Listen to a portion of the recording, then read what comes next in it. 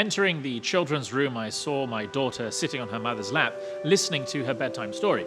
At first glance, I realized that something was wrong. She wasn't looking at the pages, but covered her ears with both hands and had buried her face in her mother's shoulder. She was scared. What story had they been reading? Was it David fighting Goliath? Was it Daniel being thrown to the lion's den? Then I heard her mother reading, Adam listened to Eve, then he took of the fruit and ate, and suddenly they were ashamed. So that's what my daughter couldn't bear. That bothered her so much that she didn't want to hear and see how the story continued.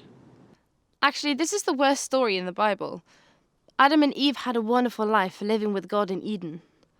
The consequence of their decision and their situation was disastrous, separating from God and outside of paradise.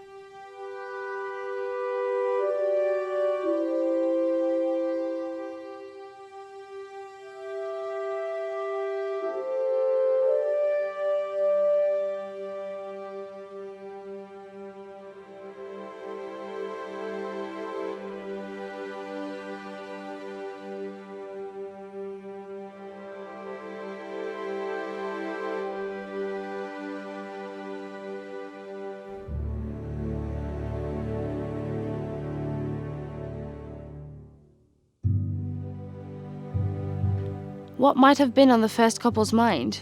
How does one feel being completely secure, happy, free, strong, and unencumbered? And how does it feel if one loses all of this from one minute to the next? The biblical report describes how Adam and Eve felt with a single word: naked. They felt naked, guilty, unprotected, and weak. One simply can't bear it, and they couldn't stand it either. Instinctively, they began plucking leaves from the trees to cover themselves, making coverings for themselves. Most ridiculous. Possibly it gave them a short moment of relief. They might have imagined this solved the problem. No longer were they naked. But to be honest, concealing a problem is not unknown to us. Deceiving ourselves or others that everything is fine is a widely spread disease among humans. Constantly, our Western culture produces new ways of distracting us from unpleasant reality. We have perfected a pattern of diversion.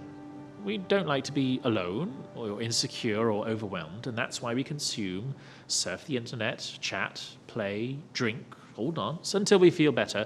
It's all quite normal. We're used to it.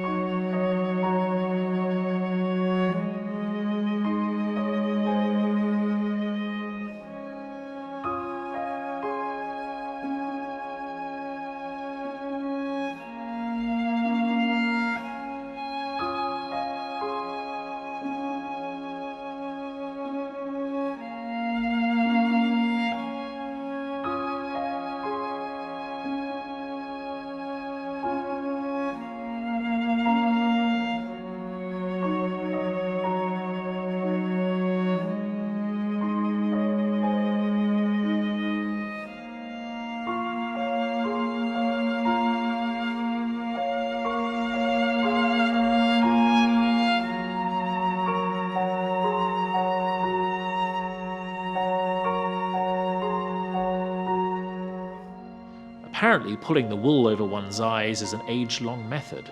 As can be seen, humans developed this immediately after turning away from God and after the fall of man. Self-deceit has become our guideline in a life without God. The serpent promised that we would be like God, so we could manage without him. In the early history of planet Earth, humans erected a monument of self-idolatry, a tower reaching to the heavens. Their plans came to nothing, but they never gave up their high-handedness. The place where the tower was built was called Babel, or Babylon.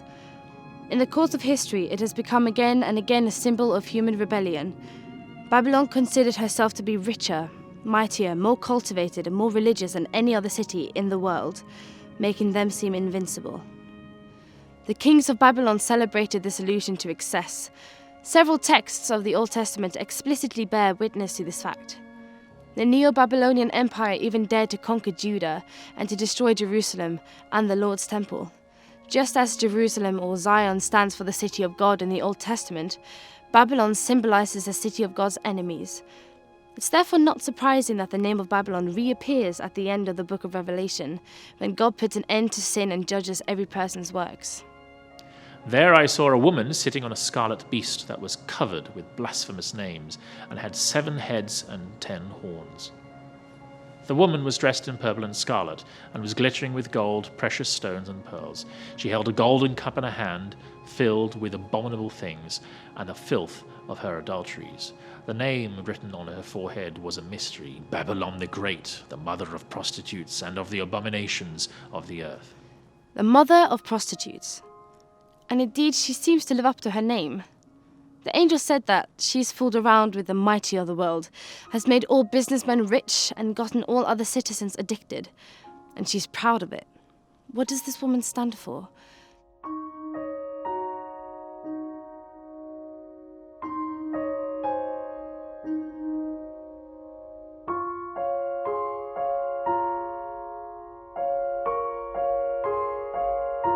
Of course, a power opposing God, but in which way? A prostitute doesn't only sell her body, but is also an actress selling a false view.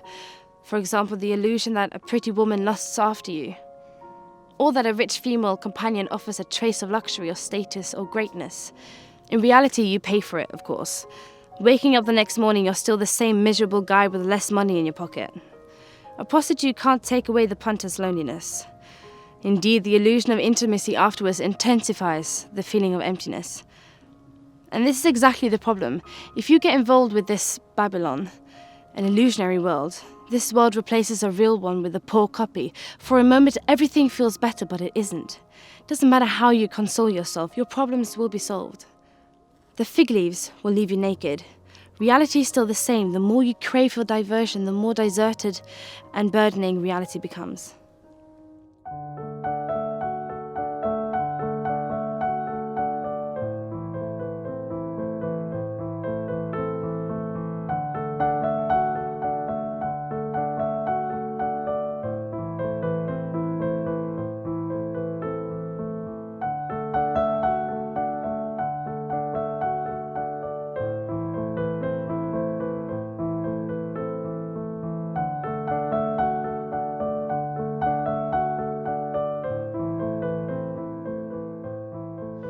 Another aspect of this woman's personality disturbs me even more. In the Old Testament, prostitution stands, most of all, for idolatry among the people of God. God calls those who have pledged allegiance to him, but got more and more involved with other gods, like an unfaithful woman amusing herself with her lovers. Thus he expresses his dismay that it's his friends, those who know him, for whom he gave all who betray him. They should know better what they have in him. No, they believe that they will find wisdom or shelter or wealth or fun somewhere else. God says, they have forsaken me. They've dug their own springs, their own cisterns, broken cisterns that cannot hold water. This sounds very much like Babylon. We create our own world, our own religion. Religiosity replacing God is, of course, the ultimate seduction.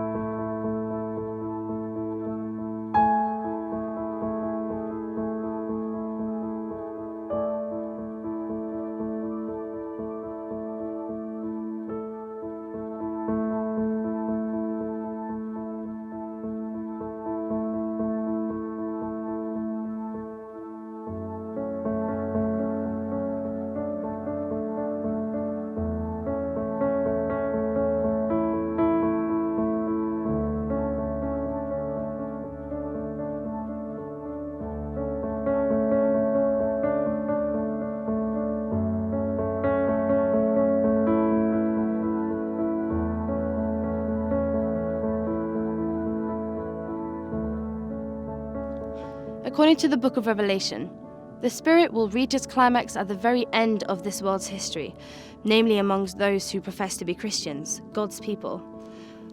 This really gets under my skin. I want to be among those who follow the Lamb wherever he goes.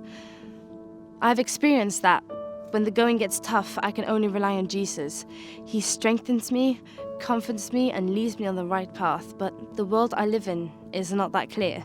This world of ours knows 1,000 ways that are said to bring inner peace, strength, healing, and fulfillment. Today, everything is possible. You can partake in everything, be anything, just don't decide on one way. I don't want to be narrow-minded and inflexible. By nature, I'm an open-minded person. But by all means, I want to hold on to Jesus and not be distracted by anything.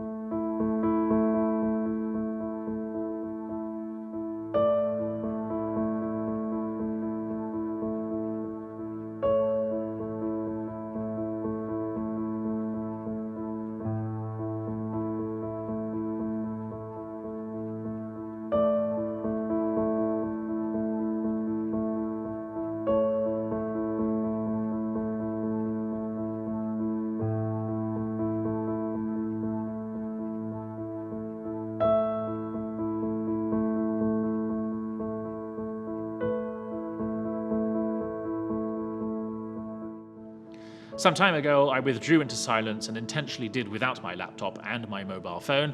I even dispensed with speaking. Also, my food was quite simple. The lack of stimuli quickly taught me how little balance and inner peace there was within me. Only after a few hours of silence, my head started to complain and I craved for more diversion. More and more, I realized that most of my activities are misused as diversion. Working, TV, shopping, chocolate at times, Facebook, even my dedication to the church. Often this distraction prevents the sober view of myself, my own nakedness, in order not to face my own problems and the difficult questions of life. In my experience of utter silence, I myself was the only thing remaining, and this was very little. Maybe this is the reason why some people feel closer to God in the quiet of nature, where they have time and silence. When God revealed himself to the prophet Elijah, he wasn't in the wind or in the earthquake or fire, but in a silent whisper. Now, he could have done it otherwise. But in the turmoil of appointments and messages, activities, even the loudest call would only be one amongst many. He would have no room. He couldn't reach me because I'm not with myself. God knows that he can only answer my questions provided I allow them. Our yearning can only be satisfied by him if we stop chasing after vicarious satisfaction.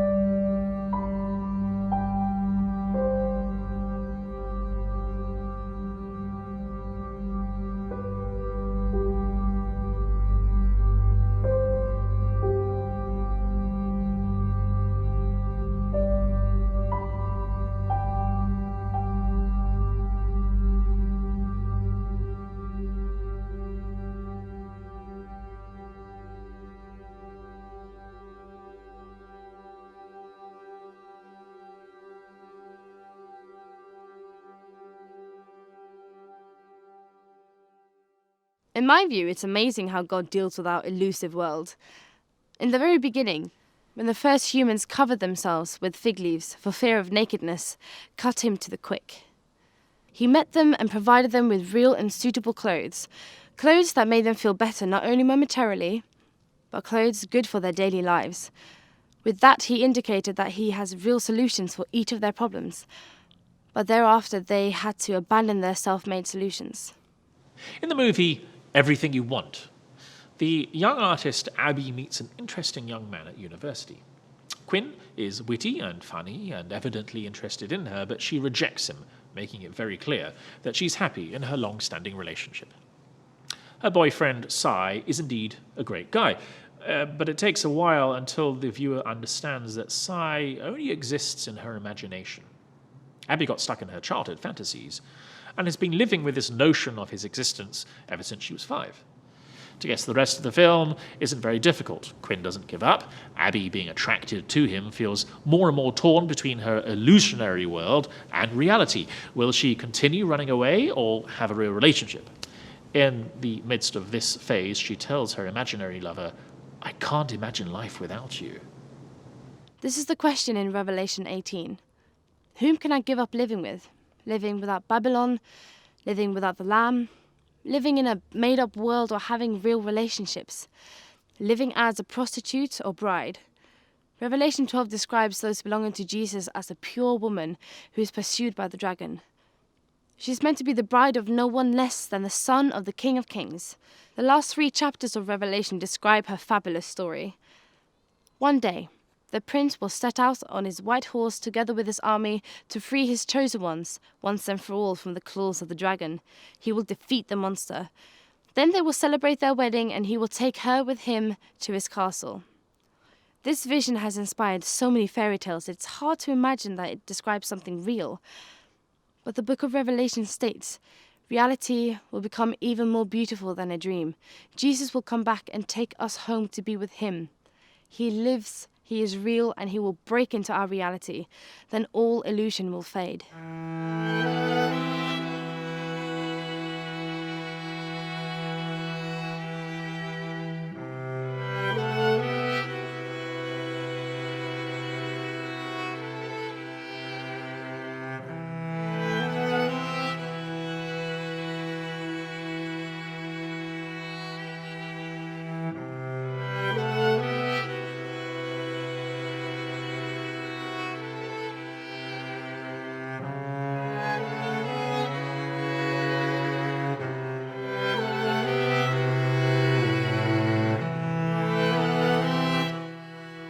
Today, the great prostitute is still sure of her power. She says, "Here I sit, enthroned like a queen, and will never face misfortune." And this reminds me of a scene in the movie Chicago where Velma Kelly, a chanteuse who has killed her husband and sister, sings about her life in one gig. I see the brunette actress dancing shamelessly with several men while she provocatively and laughingly announces, "No, I'm no one's wife, but oh, I love my life." Likewise, Madame Babylon says, "No, I'm not a widow, and will never mourn." But she's mistaken. The angel predicts that one day, reality will catch up with her. Every imaginable catastrophe will come on her. All of her crimes will strike her. On that day, none of her lovers will repeat their lovers' vows. On the contrary, in horror, the mighty ones will disassociate themselves from her, proclaims the angel. The merchants will mourn because Babylon, their most lucrative source of profit, is no more. On that day, the biggest and most colourful bubble in world's history will burst. Millions of people will awake realising they've been deceived. But too late.